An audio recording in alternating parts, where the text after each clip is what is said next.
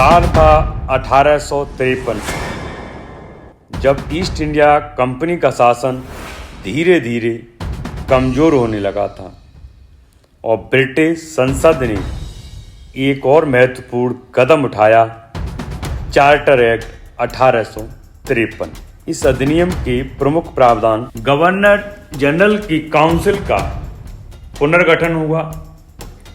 अब इसकी शक्तियां दो हिस्सों में बांट दी गई थी, एग्जीक्यूटिव अर्थात कार्यपालिका और लेजिस्लेटिव अर्थात विधायिका। यानी अब प्रशासन और कानून बनाने की शक्तियों को अलग किया गया। सेंट्रल लेजिस्लेटिव काउंसिल में 6 नए सदस्य जोड़े गए थे, जिनमें से 4 सदस्य गवर्नर जनरल द्वारा नियुक्त किए गए।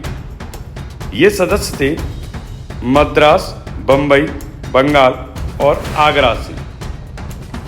यह काउंसिल एक तरह की मिनी पार्लियामेंट बन गई थी, जहां कानून बनाने की प्रक्रिया वही थी जैसी ब्रिटिश पार्लियामेंट में होती। कानून ने भारत में विधायी प्रक्रिया को और अधिक औपचारिक और प्रतिनिधित्व आधारित बनाया। सिविल सेवाओं में भर्ती अब प्रतियोगी परीक्षा के आधार पर होने लगी। यह पहली बार हुआ कि खुली भर्ती प्रणाली लागू की गई, लेकिन अभी भी भारतीयों का प्रवेश बेहद सीमित था। इस अधिनियम में कंपनी के शासन की समय सीमा को आगे नहीं बढ़ाया गया, यानी अब कंपनी का शासन अस्थायी हो गया था, जिससे यह स्पष्ट हो गया कि ब्रिटिश सरकार कंपनी का शासन समाप्त करने की दिशा में बढ़ रही है।